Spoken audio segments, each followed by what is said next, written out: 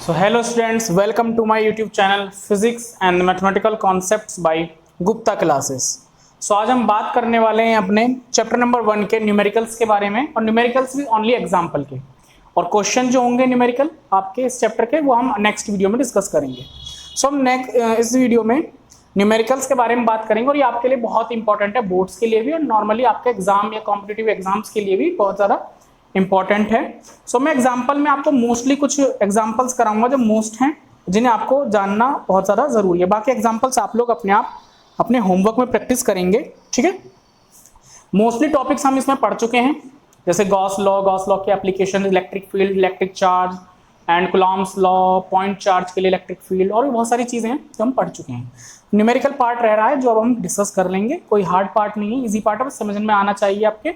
और अगर आपको मेरी वीडियो अच्छी लगती है और समझ में आती है और सब कुछ क्लियर है आपका, तो आप इस वीडियो को लाइक करें, शेयर करें, और अगर लाइक नहीं भी करेंगे कोई प्रॉब्लम नहीं, बट शेयर करें, क्योंकि मोस्टली स्टूडेंट ऐसे हैं जो अच्छी गाइडेंस इस बार कोरोना महामारी के चलते अच्छी गाइडेंस नहीं ले पाए हैं। और अगर आपको वीडियो अच्छी लगती है, क्लियरली समझ में आता है, आप देखें। अगर कोई प्रॉब्लम आपको वीडियो में लगती है या कोई भी प्रॉब्लम है तो आप वो मुझसे पूछ सकते हैं। क्लियर है। सब अपने नेक्स्ट एग्जाम्पल नंबर 1.2 से स्टार्ट करते हैं। इस एग्जाम्पल में कहा गया है, if 10 to the power 9 electrons move out of a body to another body every second, हर एक सेकंड में 10 to the power 9 इलेक्ट्रॉन्स एक बॉडी से दूसरी बॉडी में मूव कर रहे हैं। तो सीधी सी बात है, number of electron move in 1 second, एक सेकेंड में कितने इलेक्ट्रॉन आपके मूव कर रहे हैं? 10 to the power 9 इलेक्ट्रॉन, ठीक है। अब वो पूछ रहे हैं, how much time is required to get a total charge of 1 coulomb on the other body. Total कितना टाइम लगेगा जब हम एक कूलाम चार्ज को एक बॉडी से दूसरी बॉडी में भेजेंगे। अब एक बॉडी से दूसरी बॉडी में एक सेकंड में आपका 10 to the power 9 electron move कर रहे हैं, एक बॉडी से निकले दूसरी में गए, एक बॉडी से दूसरी बॉडी में। तो एक सेकंड में 10 to the power 9 इलेक्ट्रॉन एक बॉडी से दूसरी बॉडी में मूव कर रहे हैं। आपको बताना है कि एक कूलाम चार्ज एक बॉडी से दूसरी बॉडी में मूव करने के लिए कितना टाइम लेगा। देखिए, सबसे पहले हम इसको चार्ज के रूप में देखें तो एक इलेक्ट्रॉन पर हमारा 1.6 to the power 10 to the power -19 coulomb charge होता है। ये तो आप सब जानते हैं, इतना चार्ज ही तो होता है, इससे ज्यादा तो नहीं होता। अब एक इलेक्ट्रॉन पर इतना चार्ज है और एक सेकंड में कितने इलेक्ट्रॉन आ रहे हैं? 10 to the power 9 इलेक्ट्रॉन। तो 10 to the power 9 इलेक्ट्रॉन पर कितना चार्ज होगा? चार्ज ऑन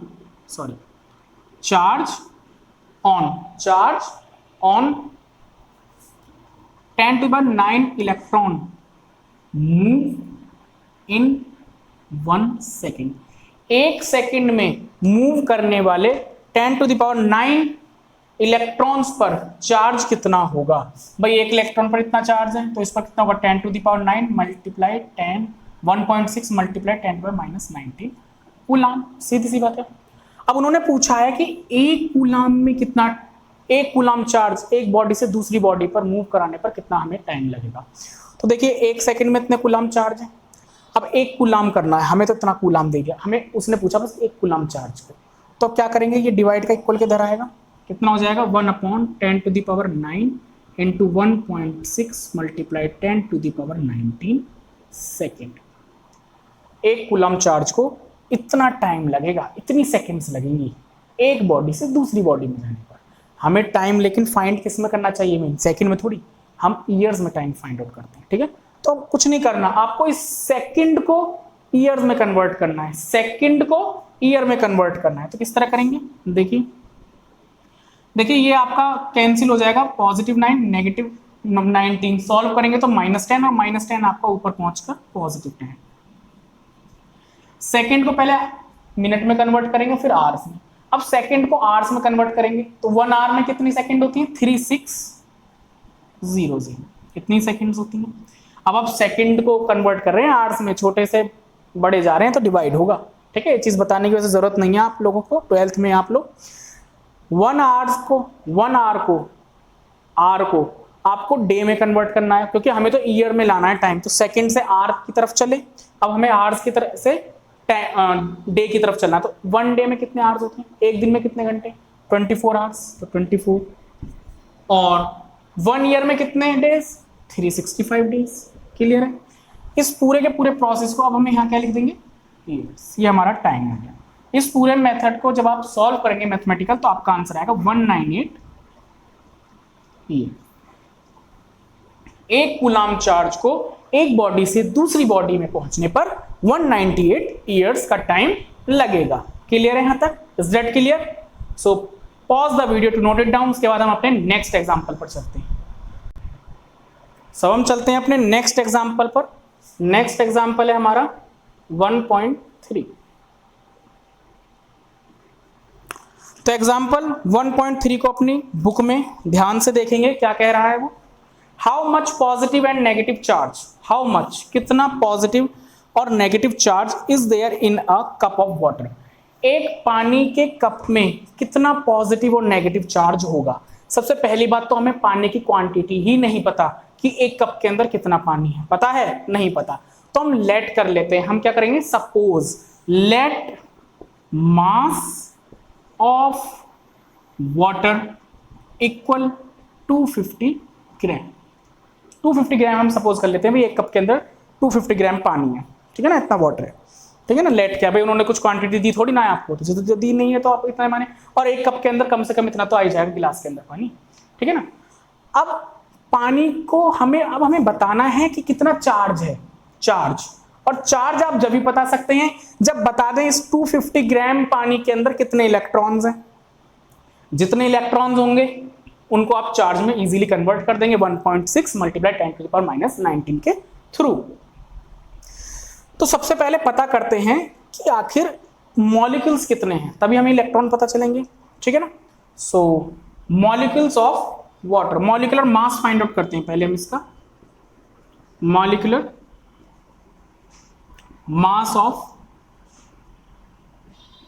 वाटर, वाटर का मॉलिक्यूलर मास कितना होता है अगर हम देखें तो इसका मास 1 × 2 प्लस ऑक्सीजन का मास 16, देन 2 + 6 इक्वल 18। इतना हो गया आपका मॉलिक्यूलर मास, ठीक है ना, वाटर का मॉलिक्यूलर मास। और मॉलिक्यूलर मास, एक चीज आपने एक चीज और ध्यान रखी होगी, 1 मोल, एक मोल में, इस एक मोल में कितने होते हैं 6.022 मल्टीप्लाई 10⁻23 मॉलिक्यूलर, इतने आपके मॉलिक्यूल्स होते हैं, ठीक है, मॉलिक्यूल्स, ठीक है। तो अगर एक मोल में इतने मॉलिक्यूल्स हैं और यहाँ 18 ग्राम है, तो ये दोनों आपस में क्या होंगे, इक्वल हो जाएंगे भाई। 18 ग्राम इक्वल किसके होगा, इन मॉलिक्यूल्स का जो वेट होगा वो भी तो इसके इक्वल ही होगा, 6.022 × 10⁻23, ठीक है। अब 18 ग्राम में इतने हैं, तो 1 ग्राम में कितने होंगे, 1 ग्राम के लिए क्या करेंगे, 1 ग्राम इक्वल 6.022 × 10⁻23/18।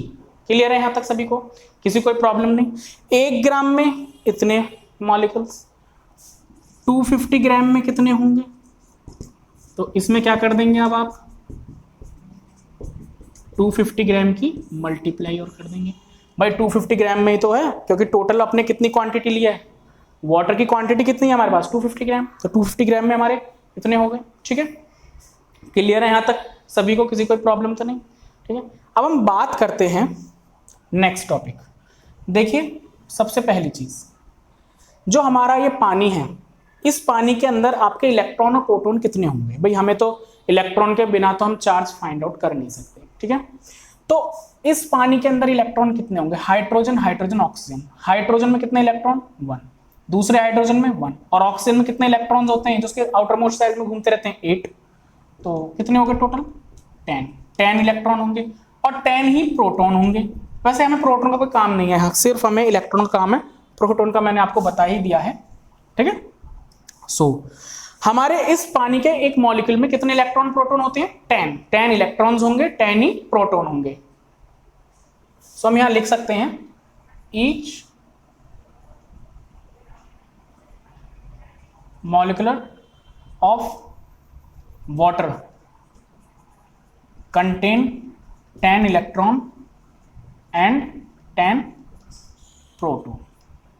इतने इलेक्ट्रॉन्स होते हैं और इतने ही प्रोटॉन होते हैं। तो नंबर ऑफ इलेक्ट्रॉन कितने होंगे, नंबर ऑफ इलेक्ट्रॉन। सीधी सी बात है, 250 ग्राम में कितने आपके मॉलिक्यूल्स हो गए, तो नंबर ऑफ इलेक्ट्रॉन कितने होंगे, नंबर ऑफ इलेक्ट्रॉन 23, 250 इंटू 10, सही से लिखना होगा, जगह स्पेस की थोड़ी प्रॉब्लम है यहाँ। 250 इंटू 10 अपॉन 18, इतने आपके इलेक्ट्रॉन्स होंगे इसके अंदर, मॉलिक्यूल्स के अंदर। क्लियर है सभी को यहाँ तक, किसी कोई प्रॉब्लम तो नहीं है, ठीक, ओके, इतना आपका क्लियर हो गया, ठीक। अब हम इसके बाद बात करते हैं अपने नंबर ऑफ चार्ज की, ठीक है ना, मॉलिक्यूलर, ठीक है। नंबर ऑफ चार्ज, देखिए जब नंबर ऑफ इलेक्ट्रॉन इतने हैं तो नंबर ऑफ चार्ज कितना होगा। जब आपको इलेक्ट्रॉन पता लग चुका है तो आप चार्ज भी इजीली फाइंड आउट कर लेंगे। 6.022 इंटू 10⁻23, 250 ग्राम में है, 10 इलेक्ट्रॉन है, और नंबर ऑफ चार्ज कितना होगा, एक इलेक्ट्रॉन पर 1.6 इंटू 10⁻19, तो 10 इलेक्ट्रॉन पर 10 इंटू 1.6 10⁻19 कूलम बाई 18। इस सभी मेथड को, इसे कंप्लीटली अब आप अगर सॉल्व करेंगे तो कंप्लीटली सॉल्व करेंगे कैसे, 2 से डिवाइड कर दी 250, और ये क्या हो गया 2 9 ज़ा 18, 2 9 ज़ा 18। जब आप इसे कंप्लीटली सॉल्व करेंगे तो आपका आंसर क्या आएगा, ये आपका आंसर आएगा 1.32 मल्टीप्लाई 10⁻7 कूलम, ये आपका आंसर आएगा जब आप मैथमेटिकल सॉल्व करेंगे। तो ये आपकी एग्जाम्पल 1.3 कंप्लीट हुआ, ठीक है। So pause the video to note it down, उसके बाद हम नेक्स्ट एग्जाम्पल पर चलते हैं अपने। क्लियर है सभी को। सो हम बात करते हैं अपने नेक्स्ट एग्जाम्पल की। नेक्स्ट एग्जाम्पल हमारा है एग्जाम्पल 1.9, एग्जाम्पल 1.9, इसके बारे में बात करते हैं। बहुत ही अच्छा एग्जाम्पल है और ये आपके कूलम्स लॉ के डेरिवेशन, पॉइंट चार्ज वाले डेरिवेशन को कंप्लीटली आपको समझा देगा। देखिए इन्होंने एक डायग्राम दिया है, पहले मैं आपको डायग्राम बनाकर दिखा देता हूँ। ये हमारा एक डायग्राम है, यहाँ हमारा नेगेटिव चार्ज है Q2, ये आपका पॉइंट A है, ये इन्होंने इसकी एक डायरेक्शन दिखा दी है। ये आपका पॉइंट हो गया पॉजिटिव चार्ज Q2, इनके मिडिल की डिस्टेंस है 0.05 मीटर, 0.05 मीटर। और इसका आपका नेक्स्ट जो वो रहेगा, इसका जो नेक्स्ट वो जो रहेगा, इसमें आप क्या लेंगे, यहाँ पर B लेंगे, ठीक है ना। और ये आपका, बल्कि यहाँ पर आपका इन्होंने Q1 चार्ज दिया है और यहाँ आपका क्या है Q2 चार्ज है, ठीक। ये आपका हो गया 0.05 मीटर, ठीक है ना, ये हो गया। और इसे लिख लेंगे कि बस इतना करने के बाद ये आपका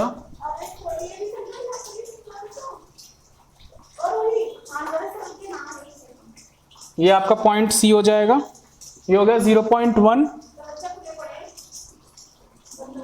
मीटर और ये हो गया 0.1 मीटर, ठीक है। और ये आपका एक डायग्राम है। अगर हम देखें पॉजिटिव Q1 के लिए, अगर इसका जो फील्ड बनेगा, इलेक्ट्रिक फील्ड, वो इस साइड बनेगा E1C, दूसरा जो बनेगा वो आपका यहाँ बनेगा E2C, और तीसरा आपका इलेक्ट्रिक फील्ड आपका ये रहेगा, ठीक है ना। तो ये चीजें हैं, इन्हें अच्छे से ध्यान में देंगे। ये आपका एक डायग्राम दिया गया है और आपको इसमें डिस्टेंस मेजर कर दी गई है, ठीक है। क्लियर है। अब हम इसमें देखते हैं 2 point charge Q1 and Q2 of magnitude plus 10⁻8 coulomb and minus 10⁻8 coulomb respectively are placed 0.1 apart. आपको इन्होंने कहा है कि दो चार्जेस हैं जिनकी जो वैल्यू है 10⁻8 कूलम है और दोनों एक दूसरे से 0.1 मीटर अपार्ट, 0.1 मीटर की डिस्टेंस पर रखे हुए हैं। हमने 0.1 मीटर को थोड़ी तो हाफ ऑफ डिस्टेंस में डिवाइड कर लिया है इक्वली 0.05, ठीक है। इन्होंने क्वेश्चन दिया calculate the electric field at point A B C। आपको इलेक्ट्रिक फील्ड कैलकुलेट करना है पॉइंट A B और C पर, ठीक है ना। तो सबसे पहले हम इलेक्ट्रिक फील्ड फाइंड आउट करेंगे, point electric field at point A। सबसे पहले हम इलेक्ट्रिक फील्ड फाइंड आउट करेंगे पॉइंट A पर। किस पर फाइंड आउट करेंगे, पॉइंट A पर।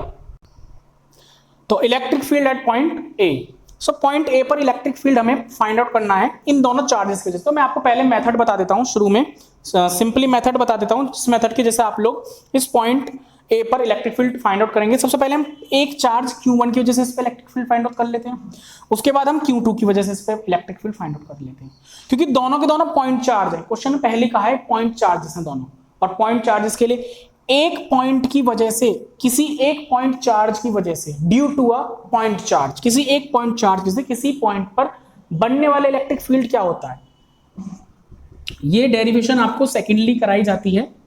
कूलॉम्स लॉ के बाद सेकंड डेरिवेशन आपकी यही आती है मेन। तो इलेक्ट्रिक फील्ड क्या होगा, किसी एक पॉइंट चार्ज की वजह से किसी पॉइंट पर बनने वाला। हम उसी फॉर्मूले का यूज करेंगे सिर्फ यहाँ, 1/4πε0 Q/r²। अगर आप लोगों ने अभी तक ये वीडियो नहीं देखी है तो आप इसे भी वीडियो में देख सकते हैं, मेरे इस चैनल पर ये वीडियो भी अवेलेबल है।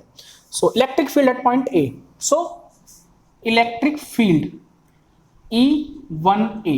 अभी 1A क्या है, पहले वाले पॉइंट चार्ज की वजह से ए पर बनने वाला इलेक्ट्रिक फील्ड क्या होगा, 1A ड्यू टू, है ना, electric field due to a point charge Q1 at point A, electric field due to a point charge, positive point charge Q1 at point A. तो इलेक्ट्रिक फील्ड E1, वो electric field E1A at point A due to positive charge Q1 क्या होगा। अभी हम पहले ए पर find out कर लें इन दोनों के लिए, फिर बी पर, फिर सी पर। तो बी और सी वाले में थोड़ा तेजी से कराऊंगा, आप आराम समझें, पहले ए वाला मेथड समझ लें, बाकी बी और सी का आप इजीली कर लेंगे, कोई प्रॉब्लम नहीं। 1A, तो 1A मतलब पहले वाले चार्ज के लिए इस पर इलेक्ट्रिक फील्ड क्या होगा, 1/4π, 1/4π की वैल्यू 9 × 10⁻⁹ इनटू क्यू कितना है, चार्ज है आपका 10⁸ अपॉन r², r कितना है, Q1 से a तक की डिस्टेंस कितनी है, 0.05 का होल स्क्वायर, ठीक है। E1A, इसे आपको सॉल्व करेंगे, जब आप इसे सॉल्व करेंगे तो आपका आंसर आएगा 3.6। इसे आप सॉल्व करेंगे, 0.05 का स्क्वायर कर लेंगे, मैथमेटिकल पोर्शन है, इसमें आपको सॉल्व करने में ज़्यादा कोई प्रॉब्लम नहीं होगी। और जब आप इसे सॉल्व करेंगे तो आपका आंसर आएगा 3.6 multiplied 10⁴ Newton Coulomb inverse. Clear है यहाँ तक सभी को, ये आपका आंसर आएगा।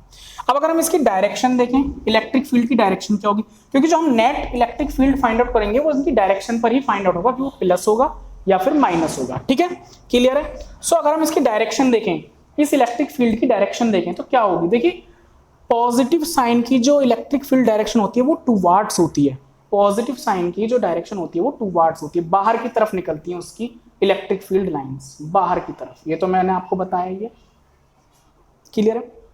तो हम ए पर फाइंड आउट कर रहे हैं, ये हमारा पॉजिटिव चार्ज है, तो इसकी लाइंस भी कहाँ की तरफ निकलेंगी, बाहर की तरफ निकलेंगी, बाहर की तरफ निकलेंगी, बाहर की तरफ निकलेंगी, ठीक है। तो अगर हम देखें पॉजिटिव चार्ज की जो लाइंस हैं ए के लिए बाहर की तरफ निकल रही हैं, मतलब इस साइड निकल रही हैं, मतलब बी से ए की तरफ, तो डायरेक्शन क्या होगी, बी टू ए, इसे हम इस तरह लिख देंगे बी ए, ठीक है, क्लियर है सभी को यहां तक। तो हमने इस पॉइंट चार्ज Q1 के लिए इस पॉइंट ए पर हमने फाइंड कर लिया कितना इलेक्ट्रिक फील्ड बनेगा। उसके बाद हम बात करते हैं अपने second, electric field at point, sorry A पर ही रहेगा, लेकिन अब हमें देखिए एक चार्ज की वजह से हमने इस पॉइंट पर निकाल लिया इलेक्ट्रिक फील्ड, अब हम दूसरे वाले चार्ज के लिए की वजह से इस पॉइंट ए पर इलेक्ट्रिक फील्ड फाइंड आउट करेंगे। सो क्या होगा, इलेक्ट्रिक फील्ड E2A, इस इलेक्ट्रिक फील्ड को हम क्या नाम देंगे, E2A, क्योंकि दूसरे वाले चार्ज की वजह से बन रहा है। पहले चार्ज वाले के लिए हमने क्या नाम दिया, E1A, दूसरे वाले चार्ज के लिए क्या नाम देंगे, E2A। तो E2A at point A due to negative charge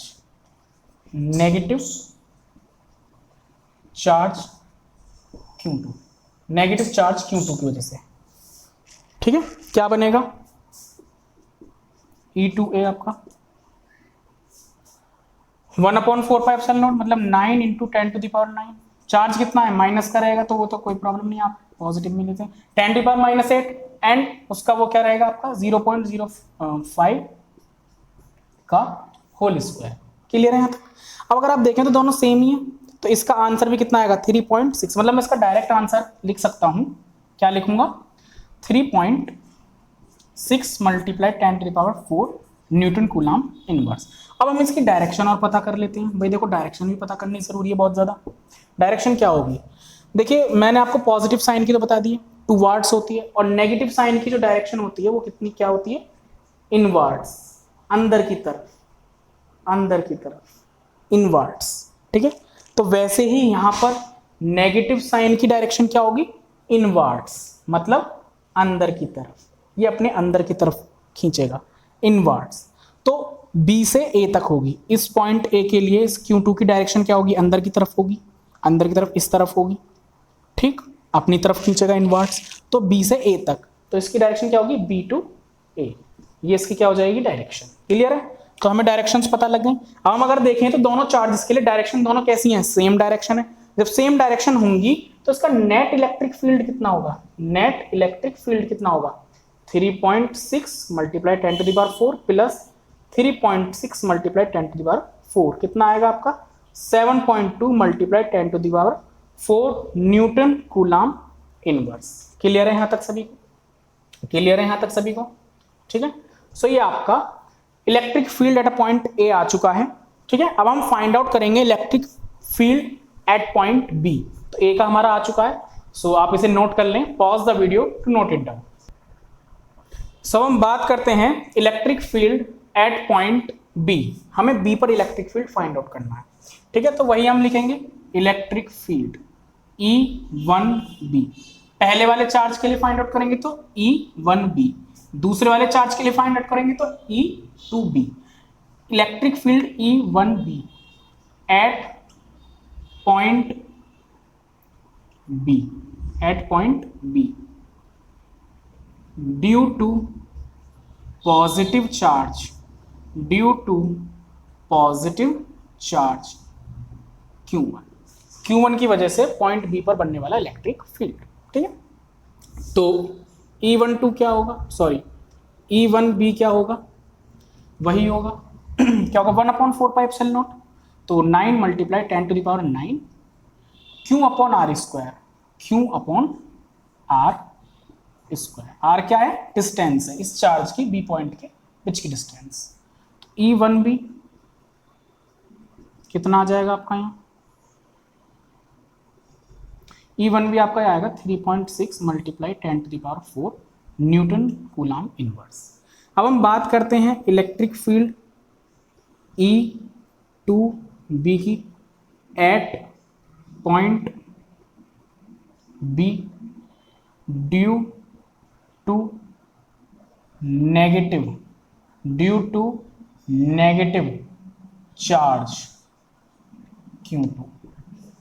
हम बात करेंगे electric field 2B at point B due to negative charge Q2। तो वही हमारा फॉर्मूला क्या लगेगा, E2B हो जाएगा आपके पास 1/4πε0 क्या होगा 9 × 10⁹ Q 10⁻⁸ अपॉन डिस्टेंस क्या होगी, देखिए Q2 से लग रहा है आपके पास इलेक्ट्रिक फील्ड B पर, तो Q2 से B तक की डिस्टेंस कितनी होगी 0.05 प्लस 0.05 प्लस 0.05, यहां से यहां तक की डिस्टेंस कितनी हो जाएगी 0.15 का होल स्क्वायर। अब अगर हम इसको मैथमेटिकल सॉल्व करते हैं, तो मैथमेटिकल जब आप इसे सॉल्व करेंगे तो आपका आंसर क्या आएगा 4 × 10⁻³ न्यूटन कूलम इनवर्स। अच्छा, इसकी डायरेक्शन पता कर लेते हैं। भाई डायरेक्शन क्या होगी, डायरेक्शन क्या होगी Q1 के वजह से B पर बनने वाला electric field due to Q1, electric field at point B due to Q1 की वजह से पॉइंट B पर बनने वाला इलेक्ट्रिक फील्ड, उसकी डायरेक्शन क्या होगी। ठीक, डायरेक्शन क्या होगी मैंने आपको बताया, ये बाहर की तरफ होती है, बाहर की तरफ। अब हम इसको नहीं देखेंगे, ये तो हमारे बाहर की तरफ है ही, लेकिन ये A की तरफ है, तो A के लिए थोड़ी ना कर रहे हैं हम, तो B के लिए कर रहे हैं। सो B के लिए हम क्या काम करेंगे, B के लिए हम यहाँ से देखेंगे, तो ये बाहर की तरफ होगी, B की तरफ होगी, मतलब A से B की तरफ, तो उसकी डायरेक्शन क्या होगी AB होगी। क्लियर?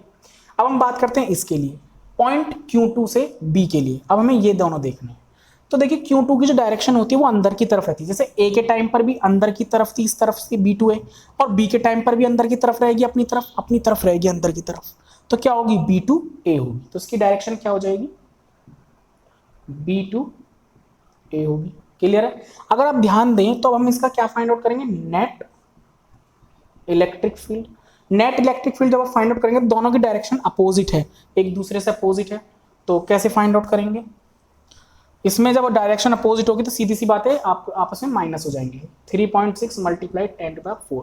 मैंने आपको पहले भी बताया होगा, वीडियोस में बताया है कि जो नेगेटिव साइन होता है फिजिक्स में, वो डायरेक्शन को शो करता है। नेगेटिव साइन जो होता है अपोजिट डायरेक्शन को शो करता है, और यहाँ डायरेक्शन अपोजिट है तो ये नेगेटिव हो जाएगा आपका 4 × 10⁻3। हम इसे कैसे सॉल्व करेंगे, सॉल्व करने का अगर आप देखें, वैसे तो आपको मैंने डायरेक्टली बता ही दिए हैं, वैसे अगर आप सॉल्व करें तो एक मैं आपको बता देता हूँ। इसे इस तरह लिख लीजिए, 10 × 10⁻3 माइनस 4 × 10⁻3। अगर हम देखें तो इस 10 की से मल्टीप्लाई करेंगे 36 × 10⁻3 minus 4 × 10⁻3। Then you will solve then 3 × 10⁻3। और अगर आप चाहें तो इसे पॉइंट में ला सकते हैं, ये आपका आंसर आ गया। तो ये हमारा इलेक्ट्रिक फील्ड था at point B due to charges Q1 and Q2। अब हम इसके बाद electric field at point C find out करेंगे। Electric field at point C find out करेंगे। तो C तो बहुत ही ज़्यादा आसान रहेगा, बहुत ही ज़्यादा ईजी रहेगा, हम ईजिली फाइंड आउट कर सकते हैं, है ना। यहाँ पर हमें C फाइंड आउट करना है।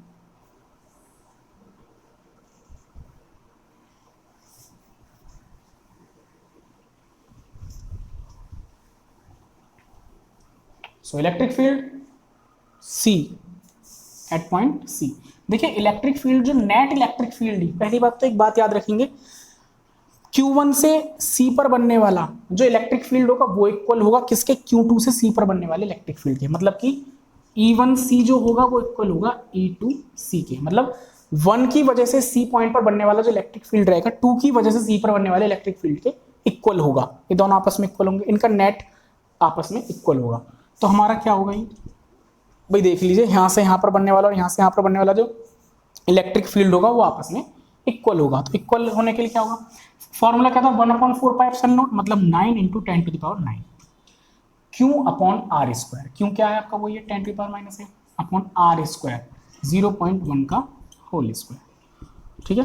अब जब आप इसको मैथमेटिकल सॉल्व करेंगे, मैथमेटिकली इसे सॉल्व करेंगे तो आपका आंसर आएगा 9 × 10⁻³ न्यूटन कूलम इनवर्स। ये आपका हो गया C पॉइंट पर electric field due to Q1 and Q2। Clear है सभी को। So pause the video to note it down, आप इसे नोट कर सकते हैं। ठीक है। इसके बाद हम नेक्स्ट एग्जांपल पर चलेंगे, जो हमारा लास्ट एग्जांपल है इस वीडियो का। सो हम चलते हैं अपने नेक्स्ट एग्जांपल पर। नेक्स्ट एग्जांपल है हमारा, अब हम एग्जांपल करेंगे, पेज नंबर आपका 29 पर है। एग्जांपल है आपका 1.10, एग्जांपल 1.10 है। देखिए इसमें हमें दो डायग्राम दिए, डाइपोल का क्वेश्चन है, अच्छा क्वेश्चन है। डाइपोल का क्वेश्चन मोस्टली बोर्ड्स में आता है। देखिए हमें दो डायग्राम दिए, पहला डायग्राम तो हमारा ये है जो कि एक्सियल के लिए है, क्योंकि दो डेरिवेशन थी इसके, आपको ध्यान हो, इक्वेटोरियल और एक एक्सियल के लिए थी, परपेंडिकुलर और एक्सिस पर थी, on the axis. O -10 microcoulomb, +10 microcoulomb. ठीक है। फर्स्ट डायग्राम आपका ये हो जाएगा। सेकेंड इन्होंने इक्वेटोरियल डायग्राम दिया है आपको,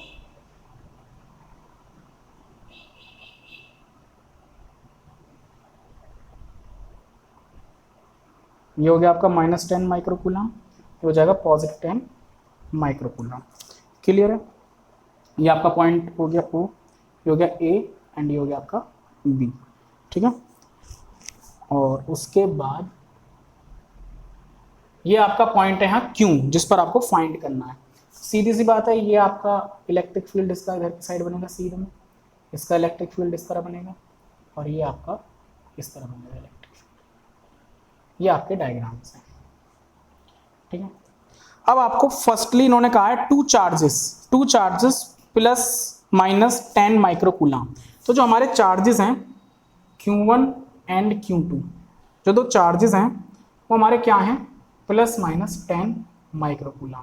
तो जो 10 माइक्रोकूलम है, पहले तो माइक्रो में दिए हैं तो आप इन्हें कन्वर्ट करेंगे 10⁻⁻6 कूलम में। क्लियर है। उसके बाद इन्होंने कहा है आर प्लेस्ड 5.0 मिलीमीटर अपार्ट, एक दूसरे से जो डिस्टेंस है ये जो डिस्टेंस ये डिस्टेंस जो है इनकी कितनी है 5.0 मिलीमीटर इतनी है। तो डिस्टेंस क्या है ये डिस्टेंस हमारी 2l होती है। अगर आपको ध्यान हो डाइपोल का फॉर्मूला होता है P बराबर 2ql। जो 2l है ये 2l क्या है इनके मिडिल की डिस्टेंस l 2l थी। मैंने आपको डाइपोल मोमेंट और डाइपोल के बारे में बताया था। और q क्या होता है चार्ज होता है। तो 2l क्या होगा 2l होगा आपका 5.0 mm, चाहे आप इसे 5 लिख लीजिए, ठीक है।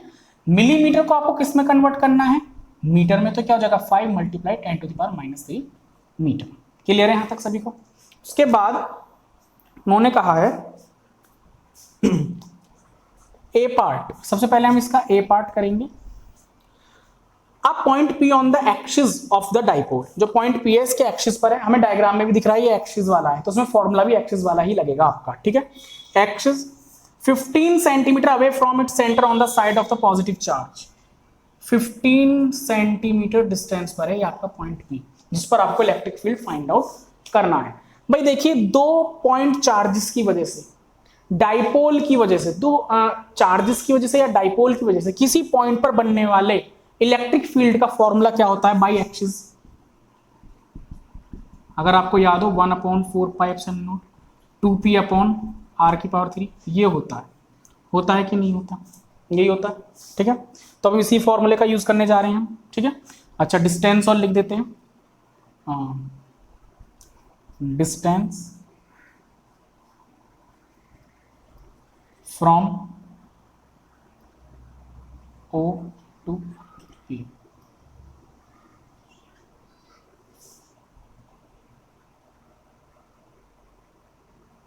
Distance from O to P, O से P तक की डिस्टेंस, ठीक है।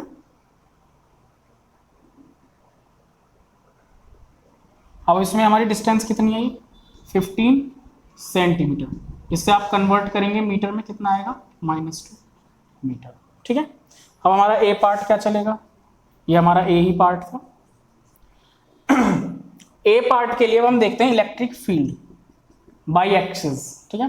क्या होगा 1/4πε0 मतलब 9 × 10⁹, 2p तो 2 हो गया, और p क्या होता है आपका 2ql, तो 2l कितना है आपका 2l है 5 × 10⁻³ क्यों कितना है, क्यों है आपका यहाँ पर अगर हम देखें क्यों कितना है 10 × 10⁻⁻6, ये आपका क्यों है, ये आपका क्या है क्यों है, देख लीजिए 1/4πε0 2p क्या है 2ql, तो 2l की वैल्यू हमने रख दी यहाँ पर ये रही, और क्यों आपने लग गया 10 × 10⁻6 अपॉन r⁻3 r⁻3 कितनी होगी मतलब 15 × 15 × 15 × 2⁻3 क्या होगा 6 × 6। देखिए इससे यहाँ कैंसिल डायरेक्ट हो जाएगा, 5 2 10, 5 3 15, 3 3 9, देन 5 3 15 एंड 3 3 कट हो जाएगा आपका। क्लियर है यहाँ तक सभी को।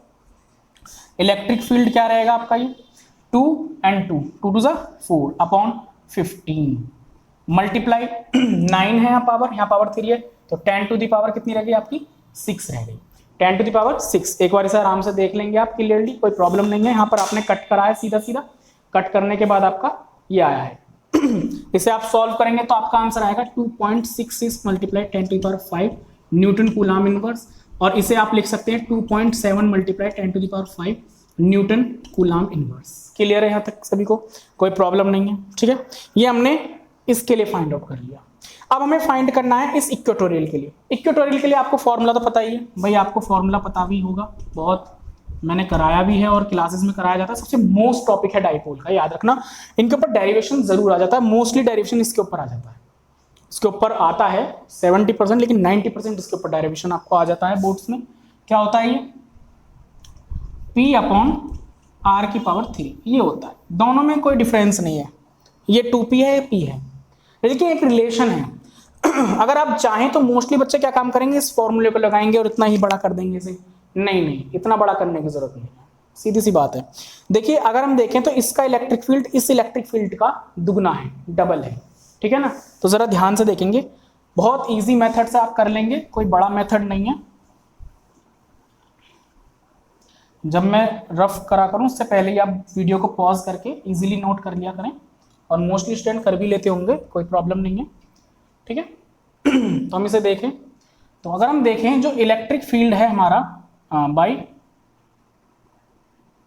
एक्सिस, जो हमारा एक्सिस का इलेक्ट्रिक फील्ड है, अच्छे से आप एक्सिस बोल लीजिए, एक्सियल बोल लीजिए, कोई प्रॉब्लम नहीं है, मर्जी आपकी, एक्सियल बोल लीजिए चाहे आप एक्सिस में बोल लीजिए। तो जो आपका एक्सिस का जो आपका ये है इलेक्ट्रिक फील्ड, इसका इलेक्ट्रिक फील्ड ये डबल है, ये डबल है किस इलेक्ट्रिक फील्ड का, इलेक्ट्रिक फील्ड टू इक्वेटोरियल का, ठीक है। अब हमें इक्वेटोरियल का इलेक्ट्रिक फील्ड फाइंड आउट करना है, इलेक्ट्रिक फील्ड हमें किसका फाइंड आउट करना, इक्वेटोरियल का। तो ये 2 हो, मल्टीप्लाई में इक्वल के इधर आकर डिवाइड में इलेक्ट्रिक फील्ड एक्सिस अपॉन 2 हो जाएगा, या इसके डिवाइड में आ जाएगा, और सीधी सी बात है इसका इलेक्ट्रिक फील्ड इसके हाफ के बराबर है, ठीक है। तो ये क्या है 2.7 मल्टीप्लाई 10⁵ बाई 2 डिवाइड करेंगे 1.33 मल्टीप्लाई 10⁵ 9 न्यूटन कूलम इनवर्स। तो ये आपका आंसर हो जाएगा, सीधे सीधे आपने इक्वेटोरियल का बहुत ही इजी मेथड से फाइंड आउट कर दिया। क्लियर है यहाँ तक सभी को, किसी कोई प्रॉब्लम नहीं, ठीक है। तो ये आप इजीली इसको फाइंड आउट कर सकते हैं। सो ये आपके कंप्लीटली मोस्टली क्वेश्चंस थे एग्जाम्पल के, ठीक है।